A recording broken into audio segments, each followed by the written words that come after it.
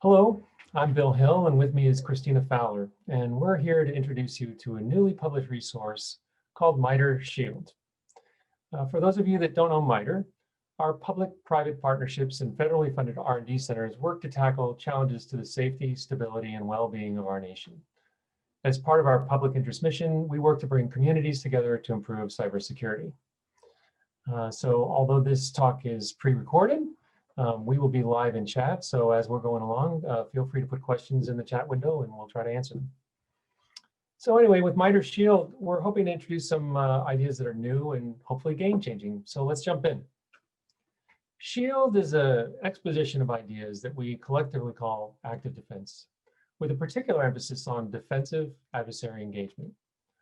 We've been using a variety of these ideas for over 10 years now in the defense of our corporate network. A bit about us personally, although I'm MITRE CISO, I tend to be a pretty hands-on guy and skeptical of traditional passive security defenses. I think Christina is pretty much the same, except she's still hands-on. So let me assure you that what we're going to show you today, the information in Shield, it's all based on experience, practical lessons learned, and demonstrated value. So what does active defense really mean? We've looked around for a definition in cyber and other domains, and we haven't found one that totally fits. And we haven't come up with one ourselves either. It's tricky because it means a lot of things. What it doesn't mean, and please don't send me hate mail about this, but it means not being passive. It means taking an active role in your own defense, more than just plopping defenses out there and forgetting about it. So it includes a wide variety of things. We've listed some of them, but really the hallmark of it, the foundation of it is, I think, is an attitude. It's understanding the idea that you're in a fight. You're in a fight with an intelligent, adaptive, determined adversary who wants to win. And the hallmark of active defense means that you as a defender are going to be intelligent, informed, adaptive, and determined to counter that adversary. And you're going to try to learn more than they do as you go forward. So Shield is about showing you some of the ways you might think about doing that. A little bit of background about how we came to this. We came to this through necessity. A little over 10 years ago, we had an active APT intrusion to deal with. And the realization at that time was that we knew very little about how that adversary operated. So two important decisions were made. First, that we were going to study, observe, learn enough about the adversary to improve our chances of kicking them out and keeping them out. Second was that once we did that, we wanted to continue that kind of learning, but do it in a way that didn't endanger our systems or our data. So our adversary engagement program was born. We did eject the APT, and it's been helping us be better defenders ever since. Playing the old game without that meant that the adversary chooses the time, the place, and the manner of the engagement. And they're doing almost all the learning. So what we wanted to do was challenge the adversary control of that and start influencing the time, the place, the manner of the engagement, and doing it in a way that maximized our learning and denied them learning. So what do we mean by this sort of adversary engagement idea? Well, first of all, I want to be clear that it's defensive. We're not talking about hackback. So let me give you sort of an example walking through what that looks like. Let's say we have a piece of malware we've identified, maybe an attack that was emailed to us. We can place that in a special defender network. We can run it and see what happens. And typically what happens is it phones home to the attacker, who then uses our own system to continue the exploitation and then attack us, either on that system or moving laterally or whatever until they've achieved their objectives. But in our case, this network is synthetic. We've created it for this purpose. And the systems are instrumented so that we can collect the network traffic, the tools, and observe what the adversary does. That's what we mean when we're talking defensive adversary engagement. So this idea of adversary engagement has helped spur our thinking and inspired us to create Shield. But it's just part of a bigger thing that we've called active defense. Although mixing it up with the bad guys fun, to improve your defenses, you need to take what you're learning there and use it throughout all your defenses. So that means, threat-based defense, changing your engineering, reconfiguring your defenses to take advantage of what you're learning. And it also means the more you share that with your peers and sharing organizations, the better it becomes for everybody. So that's the SHIELD origin story. And Christina's going to go into a deeper dive on SHIELD itself. So let's look at what SHIELD is when we say Active Defense Knowledge Base. So when you go to the SHIELD website, it's shield.mida.org, what you'll see is a compilation of information that allows you as a defender to counter your adversaries. We're going to talk to you about opportunities that exist for you as a defender, things that you can do that you may not have thought about before. We're going to give you techniques that you can use. We're going to talk about tactics and goals and how you can achieve those. And we're also going to link the information to MITRE ATT&CK. So we feel like MITRE ATT&CK gives a very good view of what adversaries do and what capabilities they have. So we're going to link the SHIELD information, the defender side, to that adversary side. And the goal of all of this is to stimulate thinking about what's possible. We're not going to give you all the solutions because every network is different, because every organization has different skills and different tools. We couldn't possibly give you all the solutions, but we want to get you started down that path. So the first thing I want to do is call out a couple of key pieces of the MITRE SHIELD website. And the first one I want to call out is the matrix view. So if you're familiar with MITRE ATT&CK, this matrix is going to look very similar. It's formatted in a very similar manner. Across the top, you're going to have a group of tactics. There are 8 of those in this version of MITRE SHIELD. And those are the things that you're going to seek to do. They're your goals, what you want to accomplish. Then within the body of the matrix, the individual cells are the techniques that you're going to use. And each of those are repeated. And we'll talk about a little bit more of how this matrix works a little bit later. But I do want to have you familiar with it as we go through. The other part of the SHIELD website that I want to call out is the attack mapping section. If you're a MITRE ATT&CK user, this section is going to be useful to you. The way this section is laid out is we will give you a MITRE ATT&CK technique. That's what the adversary is going to do.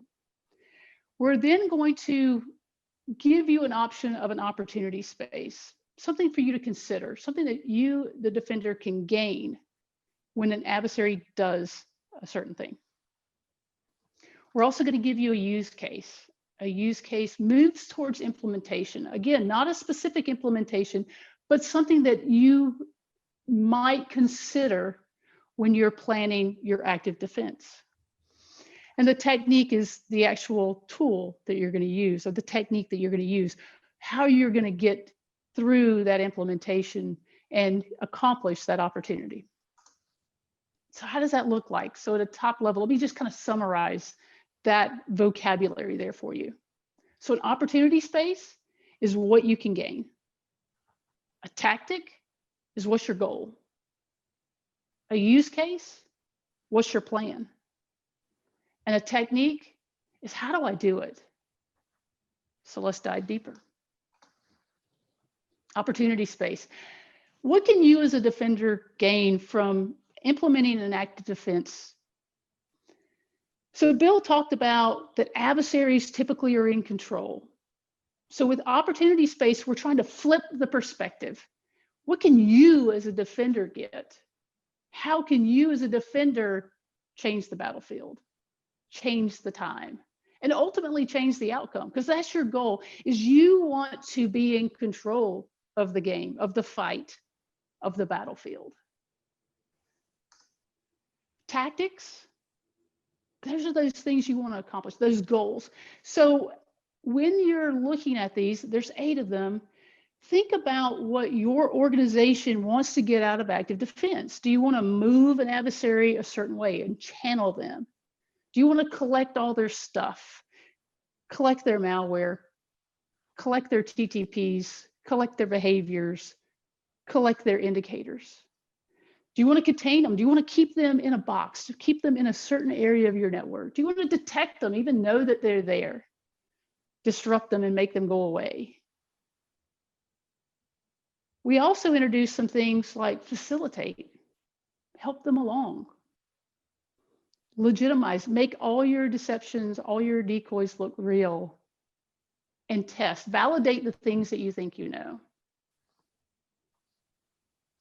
Use cases, we talked, this moves towards implementation. And again, implementation is all going to be specific to your organization, specific to your tooling, specific to what you have in play, your skills and your resources. So our use cases in Shield are just ways to make you think about these illustrations of the possible. So something like seeding a decoy system with credentials.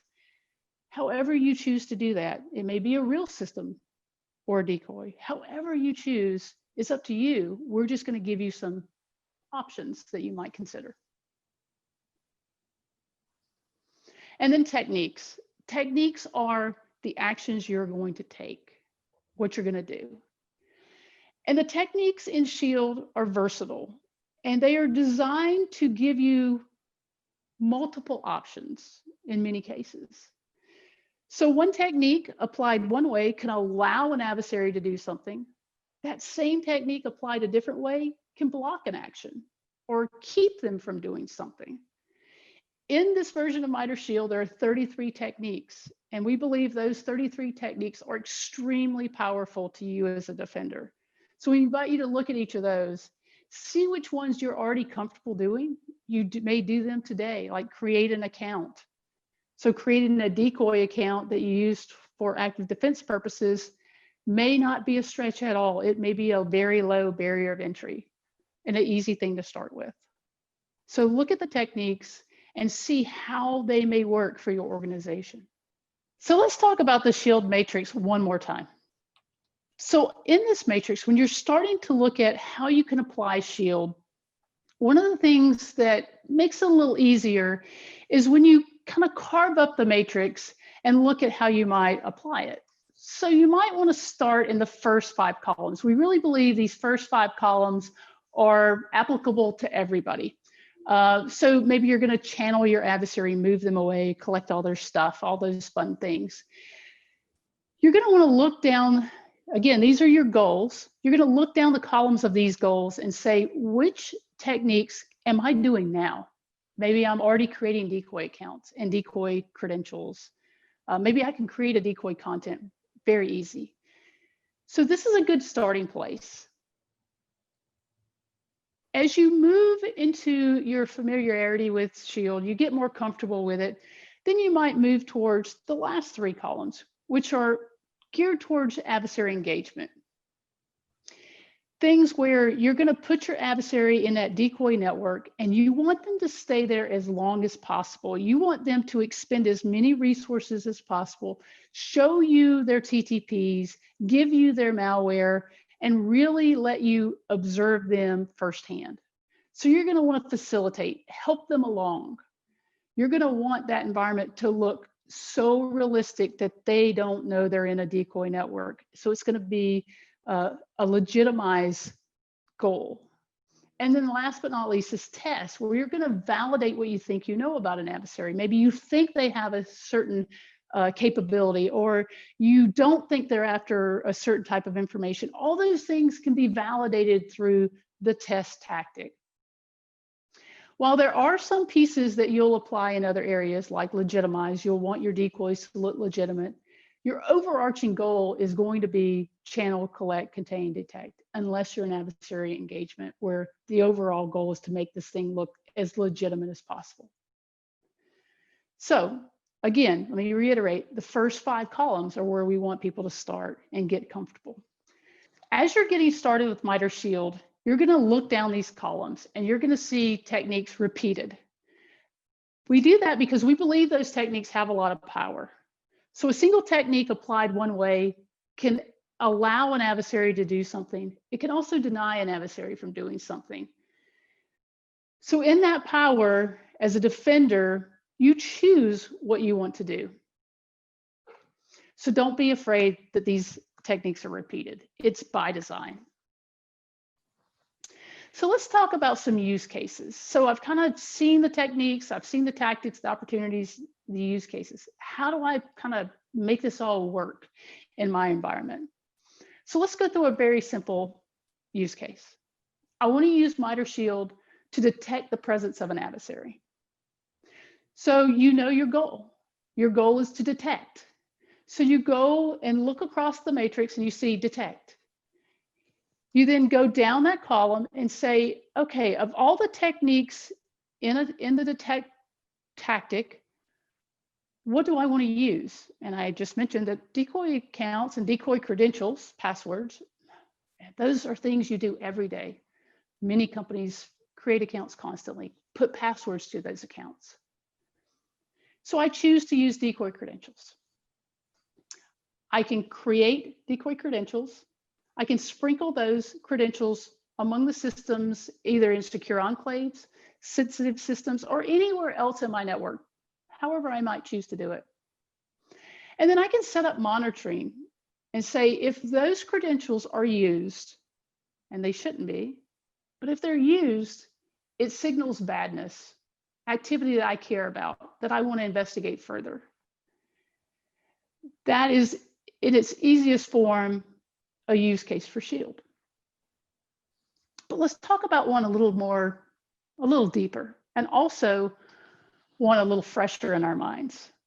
So many people may have seen this chart. And if you haven't seen this chart, this comes from a Microsoft blog about the SolarWinds intrusion that happened and came out in December. Many companies were victim of this attack. And from reading the blog and reading the information on the SolarWinds attack, what we can see is that the adversary brings down malware, malware is brought down. That malware inspects the environment that it comes into. If you were using deception and you were using Shield and you knew the adversary's TTPs in advance, you could have planted some decoy processes that look like security software, that when the adversary's malware inspected it, the malware would have shut down. Yes, you would have had to plan ahead. You would have had to know this adversary's TTPs. You would have had to study them before or read articles about them to know this. So let's say you missed that opportunity. Once the malware continues on, it gathers information about the system. If you knew that, you could have planted some decoy content within your network that the adversary's malware would have grabbed, pulled in with all the other information. And now the adversary has a mix of decoy data and real data. And they have to be able to discern which is which. And maybe they can't do that. And maybe it throws off or influences the rest of their work and activity within your network. That's the beauty of deception. The adversary doesn't know the legitimate information and the fake information. But let's say you missed that. When the malware continues on and the adversary goes hands on keyboard, one of the first things that the adversary is going to do is they're going to look to escalate privileges or compromise credentials. So you could have created those decoy credentials and seeded it throughout your network, as we talked about before. And anytime you see those credentials being used, you would know that an adversary was present. The last thing that you could have done is you could have created a decoy system or a decoy network, and you could push this adversary into it, and you could then let them stay and expend resources and show you TTPs, and you could just watch them and gather all that intelligence and reapply it to your defenses later on. So I just want to use this to show you that as you research an adversary and you learn their TTPs, you can always go back and apply those things to your network and improve your defenses, because maybe you didn't catch them this time, but you'll be ready for them the next time they come. So one last use case. Let's go back to the slide that Bill showed you where we talked about adversary engagement. How does this actually work? How do you make this happen? So all the elements in Shield come from adversary engagement. Bill told you that. So if you're going to do this, what you're going to do is you're going to build a full decoy network. You're going to have a collection of decoy systems within it with decoy accounts, decoy credentials, all that fun stuff. You're going to instrument that network with monitoring, with packet capture, system monitoring, network monitoring, you name it. And you're going to make sure that everything that you have in that network meets your needs and goes towards the goal that you have in mind. You're then going to take malware that you obtained, you're going to detonate it on that system and in that network. And then you're going to have a little fun. So as the adversary engages, you're in control of that battlefield. You're in control of the time. You're in control of the outcome.